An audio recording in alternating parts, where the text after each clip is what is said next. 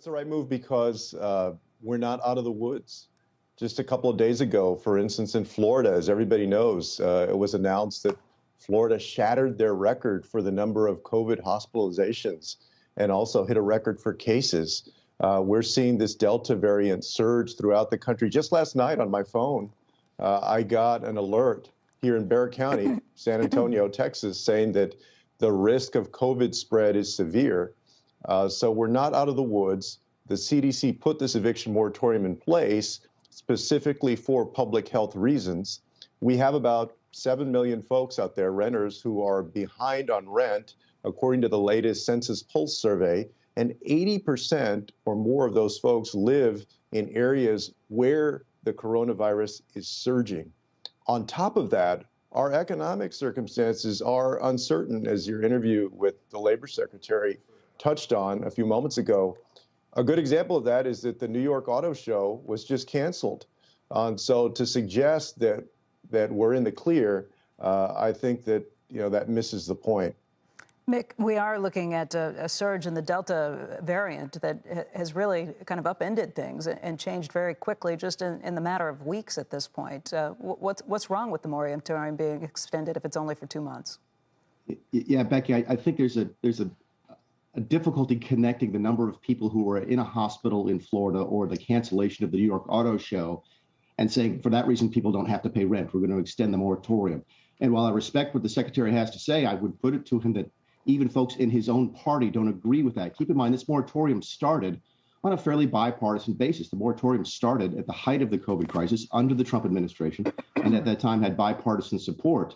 Now the Democrats have left Washington, D.C. without doing anything legislatively. They only do that, Becky, because they don't have the votes, and the Secretary knows that as well as I do. I think folks are starting to realize that, yes, there were measures that were necessary when COVID first came in, and we didn't really know what was happening, didn't know how to do it, didn't have a vaccine, that are no longer appropriate. And I think that's now getting more and more bipartisan support. The reason the Democrats didn't vote for it is they know they couldn't pass it, and it doesn't have support back home. So while everything that the Secretary just said is absolutely correct, I think there's a causal link or a broken causal link between that and needing to extend this moratorium. Secretary, I think there are some questions out there about whether or not this moratorium is actually a temporary one, whether it will truly be lifted on October 3rd. If you listen to landlords, they say, look, they've been kind of holding out there, trying to help for a long time. The rental assistance that was passed on the federal level hasn't made its way down to the state and local level. At this point, I know in New Jersey, there's been a very small portion of the rental assistance that was paid out that's actually been made its way to landlords, who are the ones who are kind of holding all of this over, the ones who are taking the hit on this. And even if it was all passed out, it's only $750 million in the state of New Jersey, and the estimates are there's at least $1.1 billion owed in back rent at this point. So it's not going to cover all of the back rent, let alone the future rent that's out there. Should landlords be the ones who kind of suck it up and take it on the chin? Well, you have a very good point, and others have pointed out that landlords are on the hook as well. And that's why, as the administration pointed out just yesterday, these funds are available to landlords. This money is ultimately going into the pockets of landlords because these programs at the state and local level are set up to ensure that both the tenant and the landlord are involved in requesting the funds, and the funds are distributed to the landlords. You're right that these funds have not been distributed as they should. In some ways, this was a clear example of government living up to its worst reputation.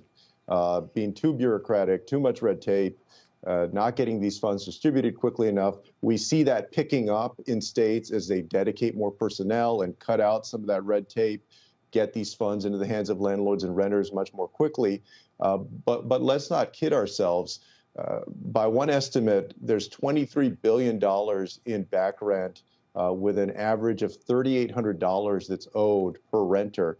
This is not going to solve our entire challenge, but this helps get us through this continuing emergency that we have in our country and allows for people to be able to stay in their homes instead of getting kicked out into the street, works with landlords because a lot of them are mom and pop operations. They're paying on their own note.